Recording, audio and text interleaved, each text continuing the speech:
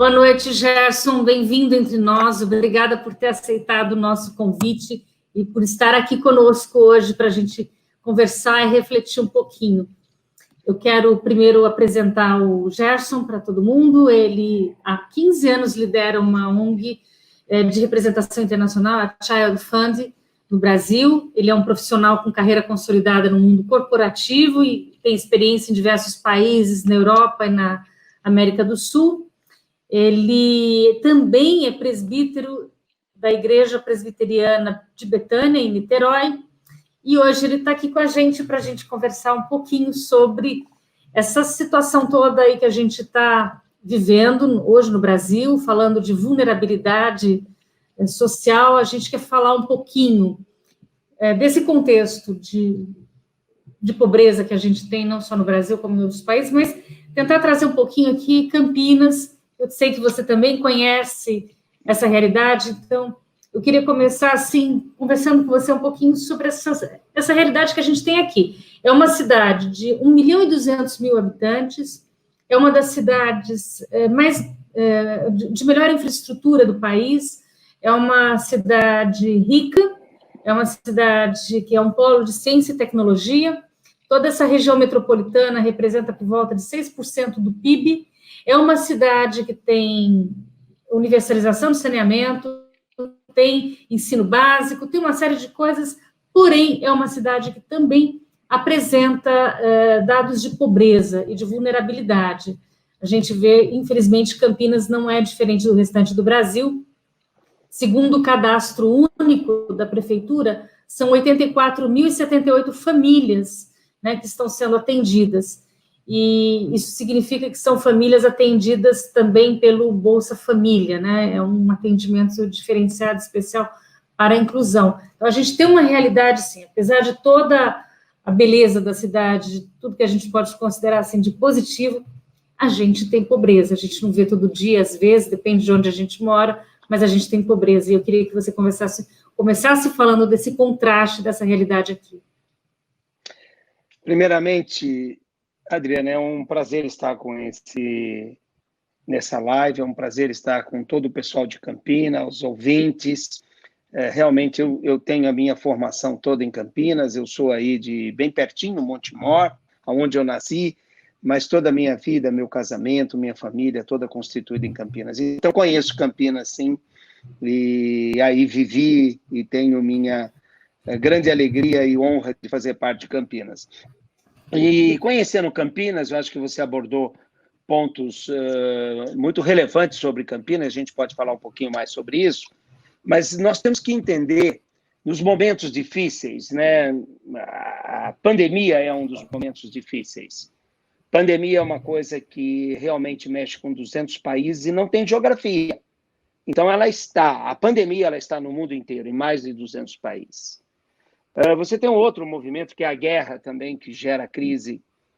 E a guerra tem geografia e ela tem os mesmos componentes da pandemia.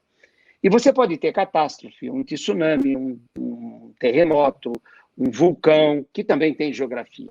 Mas, na verdade, nós estamos vivendo um momento muito ímpar, um momento de crise, um momento que só há 100 anos atrás, 1918, com a gripe espanhola, e junto com a Primeira Guerra Mundial começando, a gente viveu esse momento de medo. Mas os dados da pandemia de 1918 ficaram contaminados por conta da guerra, da Primeira Guerra Mundial. Então, hoje a gente tem que se aprofundar muito para entender as consequências da pandemia de 1918, principalmente na pobreza e na extrema pobreza. Outra coisa importante é definir o que é pobreza e o que é extrema pobreza. A pobreza ela vem com um componente de privação, exclusão e vulnerabilidade. Não dá para explicar cada um desses pontos, mas o componente da pobreza tem essas três coisas. Quando ela é extrema pobreza? Quando as três coisas acontecem juntas. Quando você tem aquela tempestade perfeita. A vulnerabilidade, a privação e a exclusão. Quem atua dentro da pobreza e da extrema pobreza? Atua o poder público, a iniciativa privada e a sociedade civil.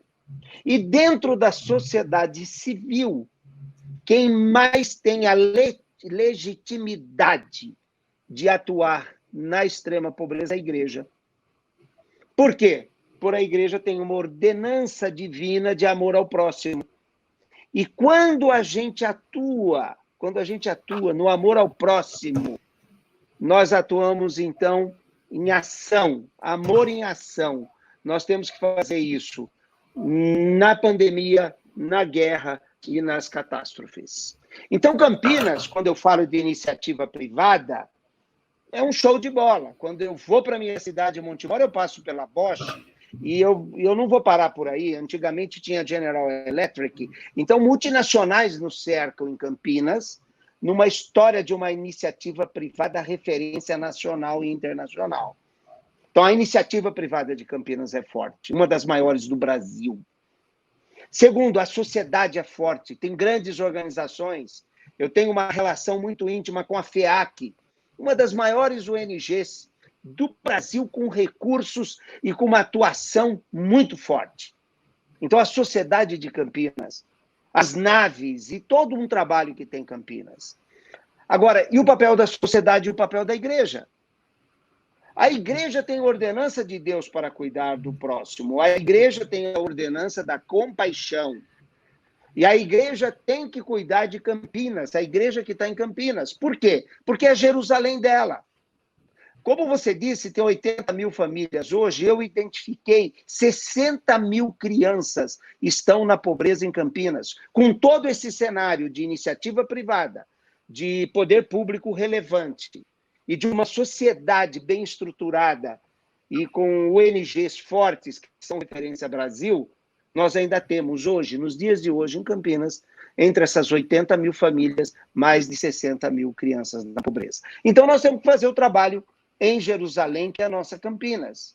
Agora, nós temos Judéia e Samaria. Judéia e Samaria, nós estamos falando do Nordeste. E nós temos os confins da terra. A ordenança para a igreja de Campinas é a Jerusalém Campinas, a Samaria, a Judéia e os confins da terra, Adriano. Então, falando de confins da terra, a gente junta o Brasil inteiro aí, porque a gente tem 27 estados e mais o Distrito Federal, e cada pedaço do Brasil a gente também enxerga pobreza e vulnerabilidade. E aí eu me lembro aqui que é recente, né, tem uma pesquisa que traz, é do IBGE, que traz que 13 milhões e meio de brasileiros estão na extrema pobreza. 13 milhões e meio de brasileiros, mais ou menos 13 cidades do tamanho de Campinas. Mais ou menos, né? Campinas tem 1 milhão e 200 mil habitantes. Extrema pobreza, ou seja, segundo o Banco Mundial, extrema pobreza menos de $1 por dia. E também a gente tem, segundo o Datafolha, a pesquisa do Datafolha de janeiro deste ano, mostra que 50% dos brasileiros se declaram de fé católica, 31% de fé evangélica. Sendo assim, nós temos 81% da população brasileira de tradição cristã. Eu não vou nem dizer se é muito ou não, mas tem uma referência cristã. E um princípio cristão, que se diz que diferencia os cristãos de qualquer outra experiência religiosa, é, portanto, o amor ao próximo. Aí você falou de Samaria, ou seja, é também lembrando do bom samaritano, do acolhimento, do cuidado, da compaixão.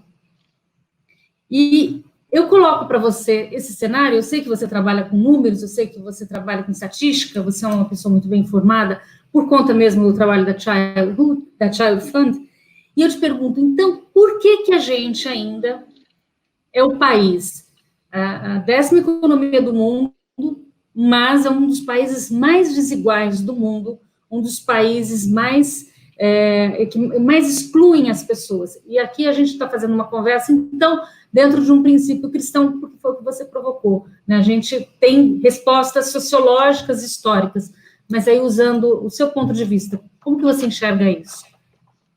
Então, primeiro, nós temos 5.565 municípios no Brasil, no IBGE de 2010, né? E nós temos 371 municípios com índice de 0,21, que são índices de extrema pobreza. 371 municípios. E nós temos 371 municípios dos mais ricos, com índice de 87, é a média dos mais ricos. Campinas está com 0,82. Campinas é uma cidade que está entre o que a gente chama 1A, entre os 25 municípios mais ricos do Brasil. 33% dos 1.113 municípios sobram, então, 371. Aí vem a história do por que a gente tem essa herança maldita de mais de 100 anos de desigualdade e de extrema pobreza. Agora, eu quero comentar uma coisa, não é só extrema pobreza. Nesses 371 municípios de extrema pobreza, além de toda a privação, a exclusão e a vulnerabilidade social, você tem ela espiritual. Enquanto o Brasil tem 31% de evangélicos publicado agora, como você mesmo disse, Adriana, nós temos lá só 8%, a média. Então, nós temos municípios que têm 2% de evangélico. Então, a pobreza traz outra herança maldita, a pobreza espiritual. Agora, por que nós estamos distantes disso? É por conta da visibilidade. Nós não temos visibilidade do que está acontecendo nesse Brasil. Nós temos uma vida numa zona de conforto numa cidade como Campinas e nós não enxergamos isso. Hoje eu tenho falado para meus colegas de São Paulo, de condomínios e de alfavilles da vida, eles dizem, Gerson, eu não acredito nisso que você está dizendo. Mas vocês podem conversar, por exemplo, com um casal da igreja, a Luciene e o Eduardo Calil, que foram lá no Piauí e que viram a realidade de criança passando fome.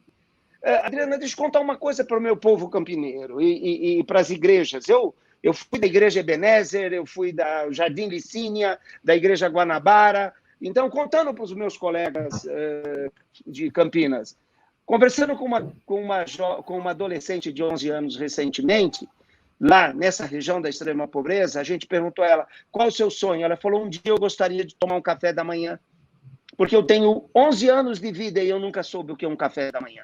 Eu tenho uma refeição a cada 2 dias. Meu sonho é ter um café da manhã e uma refeição por dia. Só que essas pessoas são invisíveis. Elas são invisíveis. Nós precisamos de uma live como essa, nós precisamos de uma igreja como a Chácara, de um pastor líder internacional e nacional como o pastor Ricardo Agreste, para fazer o que Hanani fez com Neemias. Tem que trazer notícias. Neemias não sabia que Jerusalém estava destruída, que estava em extrema pobreza, que tinha os muros derribados. Foi lá Hanani que falou. Então, essa live, para mim, falando com o meu povo campineiro, falando com meus amigos e presbíteros e colegas e da nossa realidade, nós trazemos a notícia que isso não é algo invisível. Isso está lá e acontece há 100 anos. Agora, o que nós temos que fazer? Uma ponte social. Aí em Campinas deveria ter uma ponte saindo ali do Rosário, uma ponte saindo, uma ponte invisível, que conectasse esses municípios como o Maranhão, como o Piauí, e nós fôssemos lá tratar desse povo que é invisível e que está morrendo hoje por conta da pandemia, está morrendo desnutrido, e que é o mais vulnerável em termos de pandemia, que tem o maior medo. E as crianças, que são prioridades de Jesus, criança é prioridade, deixais vir a mim as criancinhas, se fizerdes a um deles, façais a mim, são os que estão pagando o preço. Entendeu? Tá, então é isso que nós vamos fazer. Tá, eu só quero pontuar uma coisa aqui com você. Você falou que é a informação. Nunca a humanidade foi tão bem informada como hoje. A gente tem um celular, né, ou seja, um iPhone, a gente tem as notícias instantaneamente. A gente tem filmes que a gente pode ver e a gente pode até conversar com uma pessoa do outro lado do mundo, do Brasil, passando pobreza. O que eu te pergunto é realmente o que falta. Porque, assim, mesmo quando você fala, somos, então, em alguns lugares, uma porcentagem menor de evangélicos, somos declarados aí 31%, são evangélicos, 50% católicos. Hoje, as igrejas fazem culto pela internet, já fazia por rádio, já fazia por televisão. A informação, olhando do meu ponto de vista aqui, eu quero debater isso com você, eu quero te provocar nisso, ela está massificada, ela está constante. O que eu me pergunto, às vezes, é se ela já não é tão comum, ou se que as pessoas se tornam insensíveis, ou se as pessoas não se sensibilizaram, porque a nossa realidade ela ainda não foi transformada. Nós somos um dos países mais desiguais do mundo, ao mesmo tempo sendo um dos países mais ricos e que mais tem recursos. Quer dizer, ter uma pessoa que passa fome no Brasil é uma coisa absurda, um país que tem sol mesmo no inverno. Quando a gente está na Escandinávia, a gente sabe que tem 8 meses que não tem luz. Nós temos sol o ano todo, 12 meses. Nós temos produção de alimento e tem gente que não chega à mesa para se beneficiar desse alimento. Então, onde é que está isso? Eu te pergunto assim, onde tem esse desencontro? Onde é que essa conta não fecha? Então, vamos pegar a parábola do bom samaritano que você falou.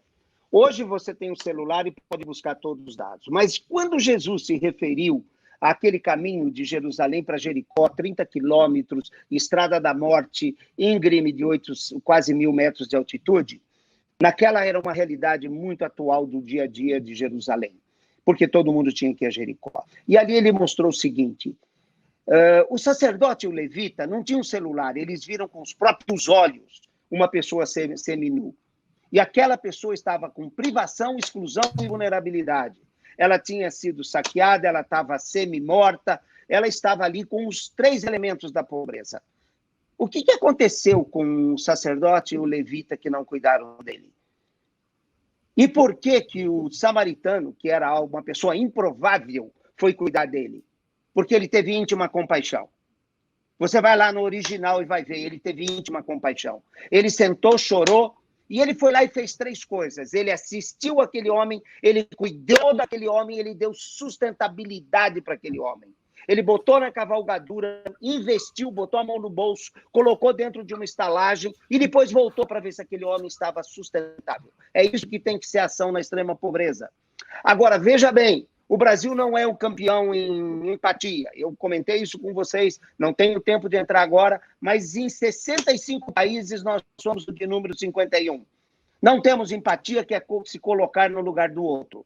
Não temos compaixão. A Universidade de Emory, em Atlanta, tem um centro de compaixão. E o Brasil hoje não é campeão. Mandei relatórios para todos dessa semana que nós estamos cada dia mais decrescendo no contexto da compaixão. Agora, Adriana, isso não pode acontecer no meio cristão, porque a ordenança de Deus não é essa. A ordenança de Deus é: ama o teu próximo como a ti mesmo. Então, amor ao próximo, pobreza é justiça divina. Os anjos queriam fazer o trabalho de descer aqui na terra, ajudar os pobres. O que foi dito a eles? Não. Por quê?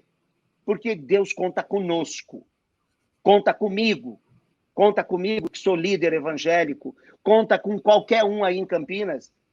E nós é que temos que exercer aonde não fecha. Não fecha os evangelhos abraçando a compaixão. Não fecha os evangelhos fechando os olhos para um Hanani que traz a notícia para um Neemias. Só que Neemias, como o bom samaritano, sentou e chorou e teve íntima compaixão. A conta só vai fechar, Adriana, quando o povo de Deus entender que ordenança divina para servo bom e fiel é amar ao próximo e cuidar da pobreza, principalmente da extrema pobreza das crianças. Aí é que a conta fecha. E nós temos sim 65 milhões de cristãos. E nós temos em Campinas, e aí eu falo com esse meu conhecimento, uma das cidades entre as melhores hoje em condições de fazer essa transformação social. Agora, como é que faz isso? Faça parceria com uma organização séria. Você não precisa ir lá. Hoje, Adriana, com R$ 67 você apadrinha uma criança. Hoje, com R$ 70 você entra no Child Fund e manda um kit com alimento, com produtos de higiene, com produtos de proteção pessoal, com kit de compaixão pronto. Agora, precisa fazer o que o bom samaritano fez. Olhar e não passar de largo. Hoje a conta não fecha porque a gente passa de largo dentro, no meio da tela. Ok, então vou aproveitar que você... Faz sentido. Faz sentido porque aí você me faz lembrar de João Calvino, quando fala do pecado social, mas também eu lembrei agora de uma outra frase, não sei nem se é cristão, é o João Baldo Ribeiro, que diz: quem peca é aquele que não faz o que foi criado para fazer. Você se lembrou dos anjos, e eu me lembrei desse pecado que se comete quando não fazemos aquilo para o que nós fomos criados a fazer. Eu queria que você falasse agora um pouquinho da Child Fund, porque eu sei que além dos 13, que dentro desses 13 milhões e meio de pessoas em situação de pobreza, nós temos 4 milhões e meio de brasileirinhos na extrema pobreza. Ou seja, 4 cidades do tamanho de Campinas. Imagina assim, 4 Campinas na extrema pobreza. Pessoas que, como aquela menina que você conheceu, não se alimentam. Em situações ainda de muito pior, né? A gente sabe que uma cidade como Campinas, a gente não enfrenta a total falta de alimentação para uma pessoa, mas em alguns lugares sim. Então, eu queria que você contasse um pouquinho desta organização da Child Fund, eu sei que é uma organização internacional, e explicasse para a gente como é que vocês trabalham integrando essas crianças e desenvolvendo programas que podem ajudá-las a sair dessa situação de exclusão. Então, nós começamos há 80 anos no mundo com a guerra asiática japonesa, que foi terrível, muitos órfãos. Começamos com presbiterianos, com batistas, metodistas, e aí nasceu o conceito do apadrinhamento. Apadrinha uma criança com R$70, R$67, e você, então, ajuda a gente a fazer esse projeto.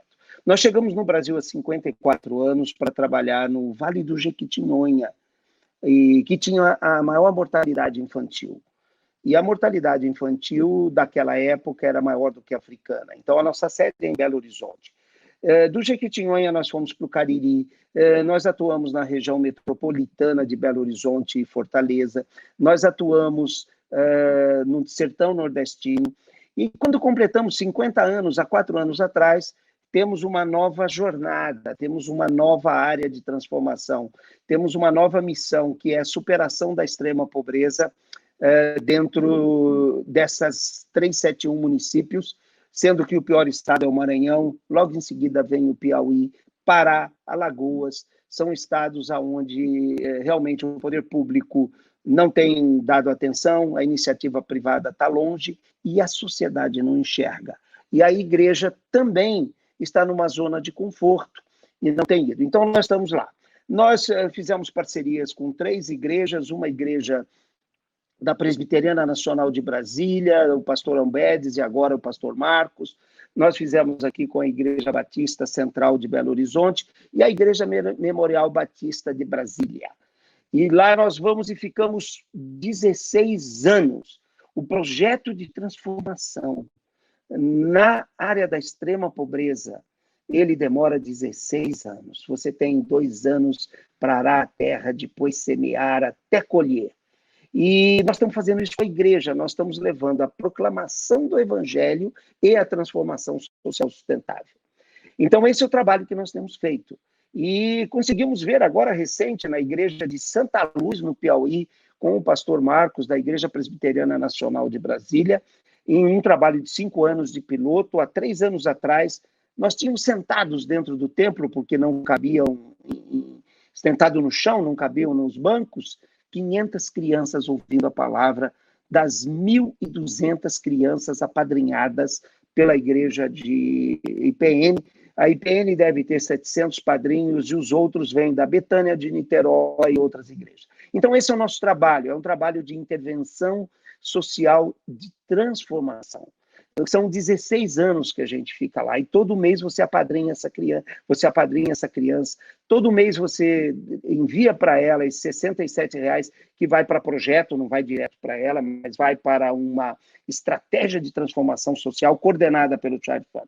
Agora, falando um pouco do Child Fund, nós somos a melhor organização para se doar em 2 anos seguidos no Brasil, avaliado pela Doare.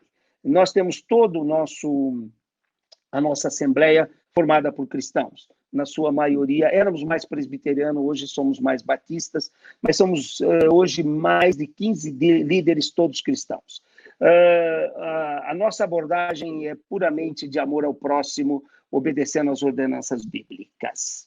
Nós somos auditados internacionalmente, somos auditados nacionalmente, e a maior auditoria que você tem é você acompanhar o desenvolvimento da criança. Eu vou contar uma história para você dos padrinhos, o que eles são, o que os padrinhos são para essas crianças e que você acompanha essa criança até os 24 anos. Você apadrinha uma criança com 3 anos hoje e você acompanha ela até os 24. Ali tem uma região de Juazeiro do Norte, Barbalha e Crato, é uma região metropolitana, e ali é uma região do Padre Cícero, padrinho Cícero. E lá as pessoas têm nas suas casas uma foto do Padre Cícero. Só que as famílias que têm seus padrinhos apadrinhando e madrinhas apadrinhando crianças, elas têm a foto da madrinha e do padrinho na parede, numa casa de taipa. Aquela família vai lá e faz um investimento numa moldura, a mesma moldura que tem o Padre Cícero. A fotografia dele, aquele quadro dele tradicional de Juazeiro. E aí nós entramos numa casa e falamos, mas como é que você faz isso? Não, é que o Padre Cícero está lá no céu, mas aqui na terra é a minha madrinha, que é a que cuida das minhas crianças, a que ajuda. Então, esse é o papel que você vai ter, né? O mundo pode pensar em legado, né? O mundo pode pensar em legado. Que legado você está deixando? Nós temos hoje 30 mil famílias para cuidar, temos 22 mil americanos apadrinhando, temos 10 mil brasileiros apadrinhando, hoje são 40 mil crianças que a gente assiste, não temos mais recursos, não pensa que com isso a gente tem recursos, não temos. Na verdade, nós estamos em constante crise. Só que, se você apadrinhar uma criança, além de você deixar um legado, você vai também servir como servo bom e fiel. Agora, nós temos que cuidar de Campinas. Campinas tem 60 mil crianças. Nós temos que doar para as crianças. Por quê? Não adianta ajudar Samaria, a Judéia, se não resolvemos Jerusalém, que é Campinas de todos vocês. Você falou da história dos padrinhos, né? E também eu queria que você falasse um pouquinho disso, sobre este papel de ser padrinho de uma criança, das histórias todas que você vem acompanhando ao longo desses 15 anos liderando a Child Fund. Qual é a sua percepção sobre mudança de vida, de comportamento, de visão de mundo para uma pessoa que se dispõe a ser padrinho de uma criança? Primeiro, Adriana, ela vai corresponder com essa criança 3, 4 vezes por ano. Vai receber um relatório de progresso dessa criança, o que está acontecendo com ela. Vai saber do que está acontecendo na família. Pode visitar essa criança, nós fazemos jornadas sociais e as pessoas podem visitar. E então o padrinho vai ter essa convivência. Eu vou contar para você algumas coisas que eu não tenho tempo, mas pelo menos 20% das crianças que nós apadrinhamos nesses 54 anos seguiram as profissões dos seus padrinhos. Quando nós fizemos 50 anos, nós fizemos um show aqui em Belo Horizonte com o Guilherme Kerr, grande amigo de Campinas, ele estava lá, Gerson Borges e Paulinho Nazaré, e eles ouviram as entrevistas de uma das coisas, de um profissional que deu um testemunho. Ele disse, sabe por que eu sou contador? Porque o meu padrinho americano era contador, me estimulou. E outros testemunhos, sabe por que eu encontrei Jesus? Porque as palavras encorajadoras, as palavras que vieram assim, com sabedoria do reino para me ajudar, eu entendi que o meu padrinho e a minha madrinha tinha algo a comunicar que eu não tinha, uma intimidade com Deus. Então você, além de influenciar, além de deixar esse legado, uma vez chega um padrinho na minha sala e ele tira da carteira um papel, uma pessoa muito bem-sucedida, morando nos Estados Unidos, veio para o Brasil para comprar e investir em minério, e ele sentou na porta, em frente à minha mesa, e começou a chorar. E ele tinha na carteira dele o nome do padrinho dele. E ele falou, olha, eu estou aqui, sabe por quê? Porque eu fui para os Estados Unidos, naquele jeito mineiro de ir para os Estados Unidos, lá de Governador Valadares, fiz minha vida lá, casei com uma americana, estou voltando para o Brasil, e aqui tem o nome do meu padrinho. Eu queria que você me colocasse em contato com ele para dizer o que eu me tornei, porque ele tinha grande expectativa sobre mim, e agora eu quero dizer a ele que eu fui fiel às expectativas dele, Adriana. Isso é que um padrinho faz, influencia, prega o evangelho. E sabe o que ele disse? E sou hoje um servo de Deus, porque esse padrinho me ensinou a ver o reino que eu não enxergava antes. Então, o padrinho pega uma criança e vai deixar um legado na vida dessa criança. Vai ter sua foto na casa dele, vai ter a profissão espelhada, vai criar expectativa neles, vai passar valores, vai passar ética e vai evangelizar, que é a coisa mais importante. Eu imagino também que na vida do padrinho vai acontecer mudanças, né? Eu já tive a experiência de receber carta de criança padrinhada, é uma coisa muito legal. É uma experiência, assim, que eu convido todo mundo que ainda não passou por isso, que não está participando de alguma organização, participe. É uma doação que a gente sente que vale mais do que aquilo que a gente está dando, porque o que a gente recebe de volta é sensacional. E eu queria agora que a gente tem alguma pergunta, eu acho que está chegando agora. Sim, chegou agora uma pergunta, Gerson, a gente tem aqui na tela. No passado, algumas ONGs bem sólidas tiveram problemas com o sistema de apadrinhamento. A Child Fund é uma organização séria. Então, ela pergunta como é que se dá a supervisão e controle lá na ponta. Acho que lá na ponta ela está dizendo, deve ser pelo próprio conselho da organização, né? Como é que vocês conseguem fazer aí todo um acompanhamento, falando de transparência, de cuidado com a gestão do negócio, da organização. Quando nós vamos ficar 16 anos numa região, e aí vale a pena, né, o pessoal da Chácara conversar com, de novo, a Luciene e o Eduardo Calil, lá em Santa Luz, onde eles visitaram, vou pegar um lugar onde eles foram.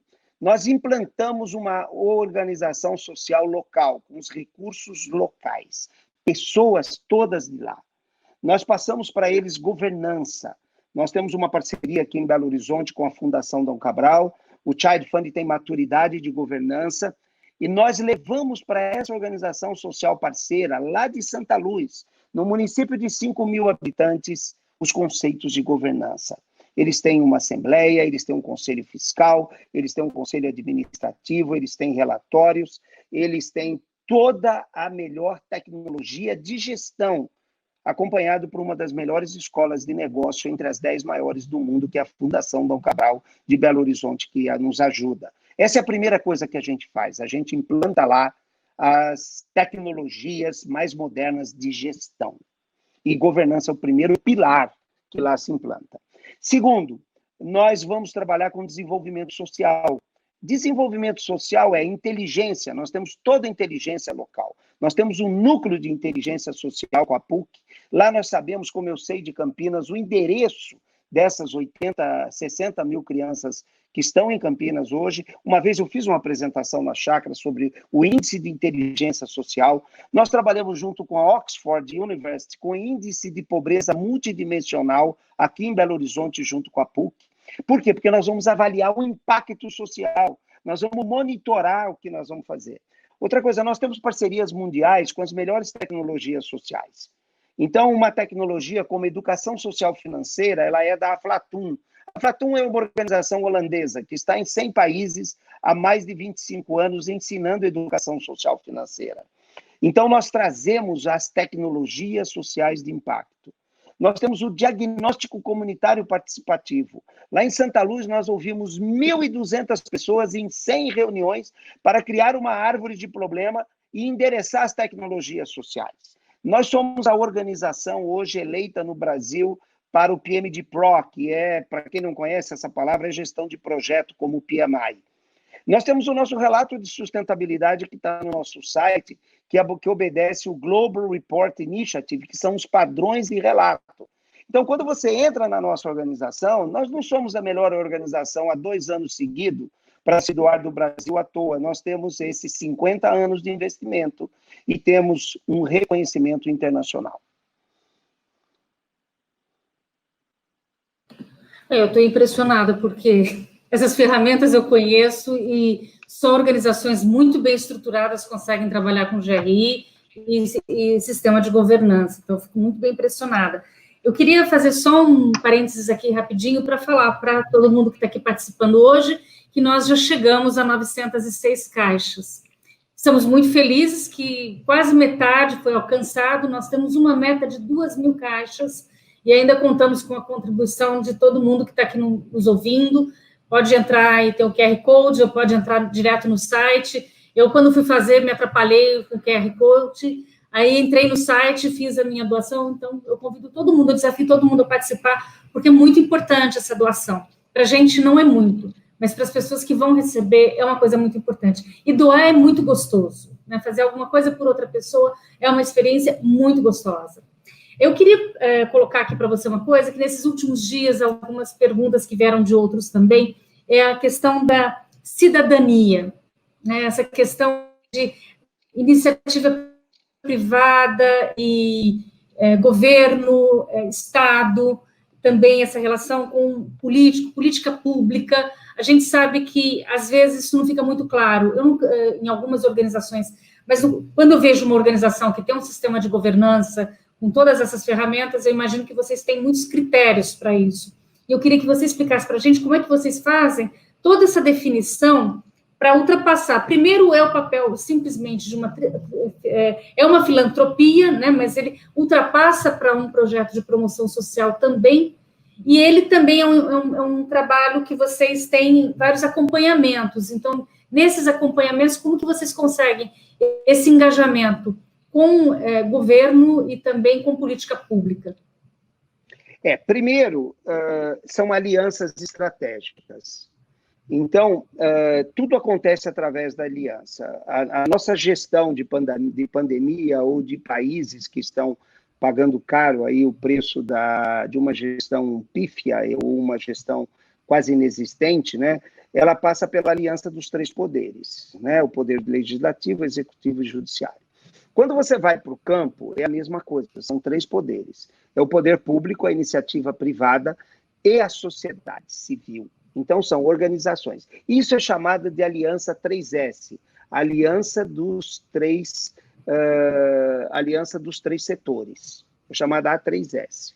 Então, quando nós chegamos lá em Santa Luz, citando esse caso com a Igreja IPN, e o caso onde o Eduardo e a Luciene foram, a primeira coisa que nós fazemos um ano antes é uma aliança com o Poder Judiciário, promotoria, todos os juízes, é com o prefeito e seus secretários, e é com as empresas que estão lá.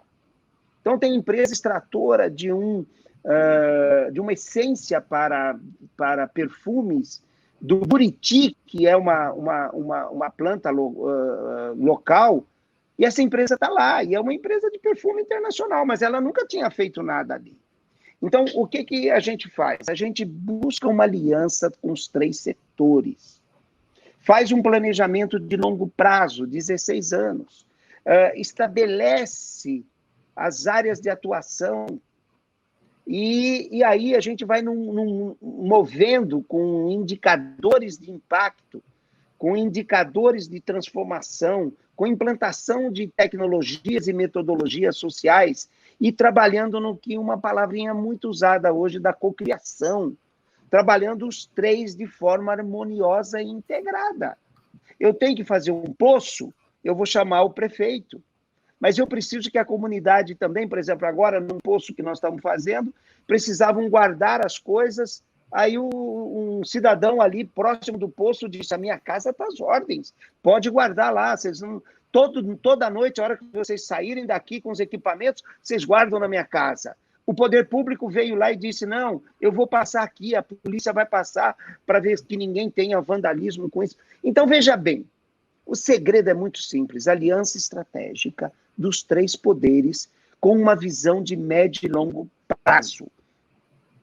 Não é nada pontual, é dizer, olha, nós queremos transformar. Vocês não têm ideia do engajamento dos avós, quando a gente começa a cuidar das crianças, das mães, da comunidade e da pressão. Hoje nós temos 10 mil jovens, nós temos jovens vereadores, nós temos jovens que estão mudando a história no controle ambiental de cidades na extrema pobreza.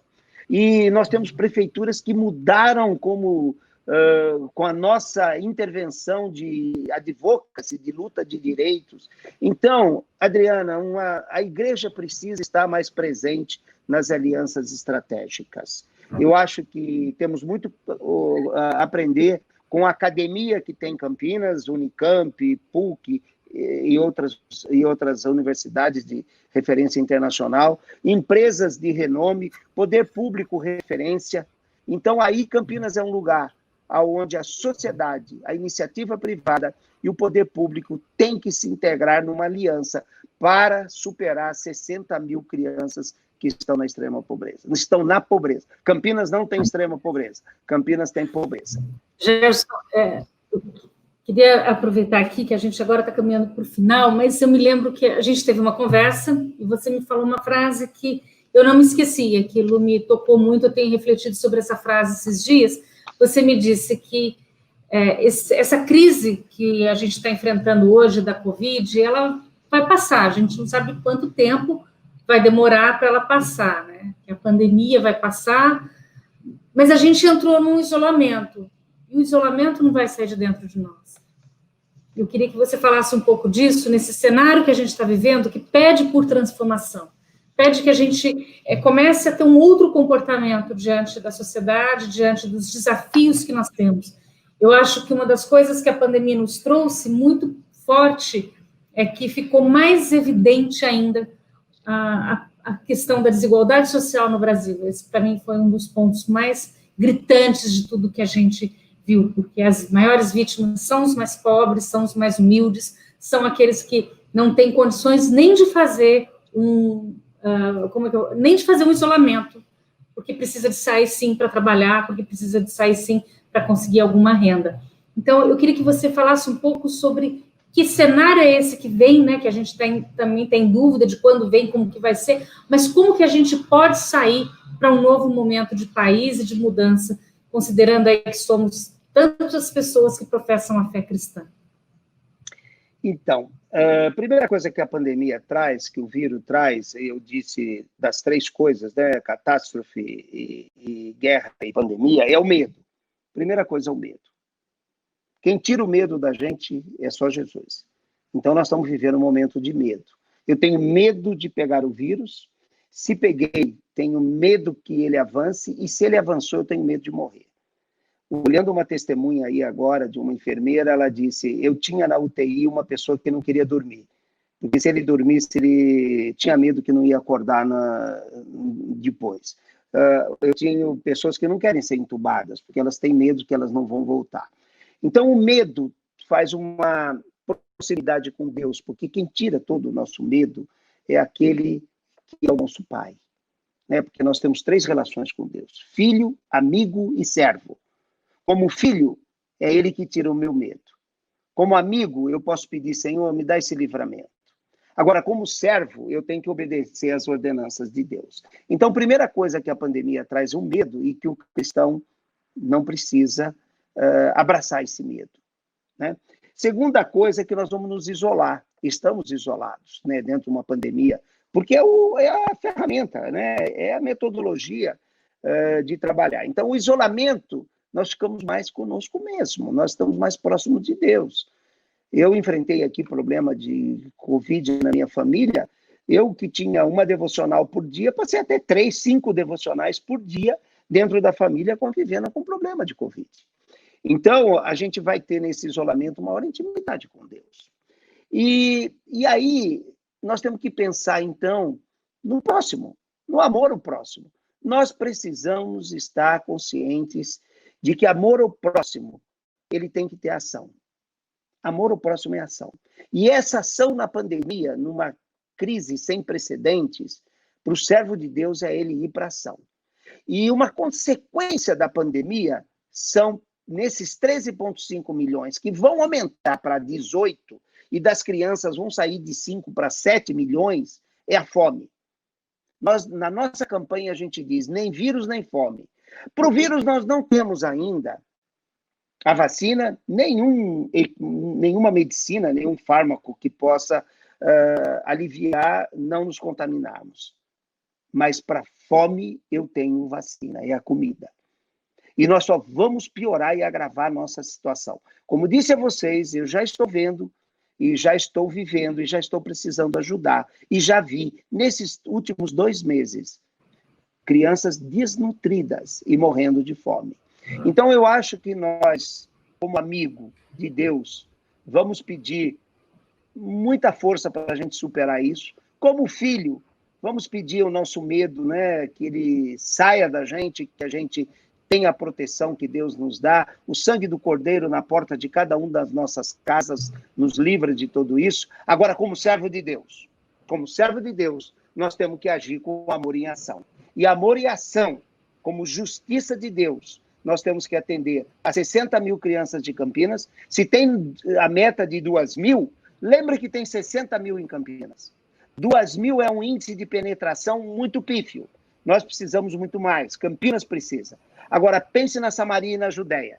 Não faça como o levita ou como o sacerdote, que é aquela pergunta: por que a gente não vê? Porque a gente passa de largo. Agora, vamos procurar nos provocar com a íntima compaixão que Deus coloca no nosso coração. Porque se nós tivermos íntima compaixão, nós vamos ter ação. Ação como Neemias. Ouviu Hanani, sentou, chorou, orou, foi lá e reconstruiu os muros. Temos fome agora? Temos fome. Vai fazer bem para o nosso coração, como a Adriana disse. Vai fazer bem para o nosso coração. E vai fazer muito mais na nossa relação com Deus como servo bons e fiéis. Amém. Bom, eu queria dar assim, mais uma notícia antes de a gente chegar aí no fim. Nós já temos agora 929 doações. Aumentou um pouquinho desde a hora que a gente anunciou a última vez. Acho que as pessoas estão começando a se mobilizar assim, então as pessoas estão vendo que elas podem colaborar. Então, por favor, olhem aí, tem um QR Code, façam a doação pelo QR Code. Se não der certo, entra no site ou vá direto ao site. Tem um campo contribuição, você entra, preenche uma ficha, já emite logo na mesma hora a forma de pagamento escolhida por você e faça a sua doação. Tem várias formas de doação, pode ser uma cesta, 5 cestas, 10 cestas, ou em valores, conforme for a escolha de quem quiser fazer essa doação. E eu desafio, faça, porque é muito bom. Faz muito bem, doar faz bem. Gerson, a gente já está acabando, só temos 2 minutos, eu vou te dar aí 1 minutinho para você se despedir e fazer as suas considerações finais, por favor. Então, em primeiro lugar, eu queria dizer que nós estamos juntos nesse projeto que é do divino, o do reino dos céus, o projeto de justiça para dar alimento a crianças na extrema pobreza, a pessoas na extrema pobreza e na pobreza. Ele é um projeto do reino. E Deus só conta conosco. Os anjos não podem vir, ninguém pode fazer, somos nós. E nós temos que atuar na Jerusalém, que é a nossa Campinas, na Samaria, na Judéia e nos confins da terra. E nós precisamos estar cientes que, ao fazer isso, nós obedecemos ordenanças de Deus. Apadrinhar uma criança, fazer uma doação para essa caixa, não vai alterar as nossas economias. É uma pizza do mês. Nós, no nosso isolamento, estamos fazendo muitas economias.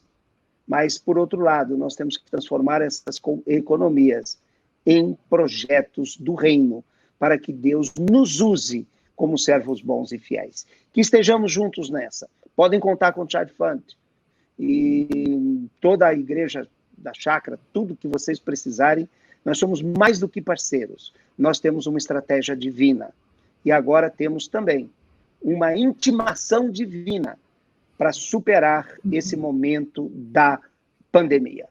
Vamos juntos, vamos dar as mãos e vamos ser chamados de servos bons e fiéis. Que Deus nos abençoe. Obrigada, Gerson. Bom, a gente está terminando aqui. Esta é a última entrevista de uma série de 3 que nós fizemos ao longo desses últimos dias. E eu estou muito contente de ter participado. Eu quero agradecer ao Gerson por ter vindo, quero agradecer ao convite do Ricardo, a Gresh, de toda a equipe que está aqui trabalhando. Vocês não estão vendo todas as pessoas, vai ser uma equipe enorme por trás. Agradeço também a Chácara Primavera, que tem toda essa visão de fazer essas coisas com tanta seriedade. E eu acho que a gente teve uma coisa, assim, a gente teve momentos muito bacanas aqui essa semana. A gente teve momentos de olhar situações críticas, onde a gente pôde conhecer uma realidade difícil, que é a realidade daquelas crianças que não têm amor, que não têm cuidado. A gente viu que elas têm até um cérebro que tem ele mostra o registro disso. A gente teve a fala do Gerson hoje nos convocando a viver atos de amor em benefício dos que precisam.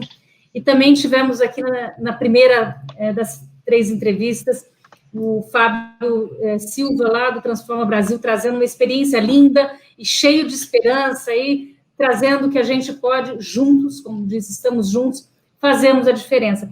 E eu acho que isso é bacana, porque a gente pode, sim, fazer a diferença e uma diferença transformadora.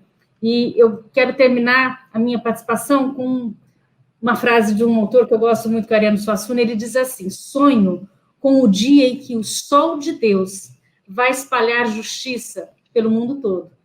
Então é isso que a gente pode fazer, a gente pode fazer esse sonho acontecer. Porque, como disse o Gerson, nós temos a comissão, somos comissionados de Deus para fazer essa transformação. Aquilo que nem aos anjos foi possível fazer, nós temos essa missão. Então a gente pode fazer esse sol de Deus se espalhar sobre o mundo todo.